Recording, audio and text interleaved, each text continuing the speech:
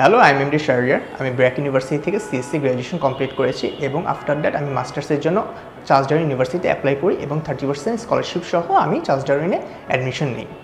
এই ফুল প্রসেসে আমাকে executive study abroad fully help করেছে।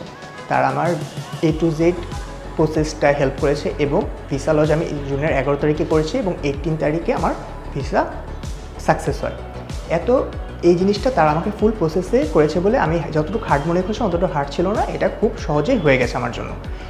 আমি বায়োমেট্রিক দেওয়ার সাথে সাথেই আমাকে উইদিন 20 মিনিটস আমি ভিসাটা পেয়ে যাই, বিকজ আমি তাদের মাধ্যমে যে প্রসেসটা স্টেপ ফলো করেছিলাম, ডকুমেন্ট দিয়েছিলাম, সবগুলি 100% রাইট ছিল এবং SOP এবং GS যেটা নিউলি ইন্ট্রোডিউস হয়েছে এগুলো তারা আমাকে ফুললি হেল্প করেছে।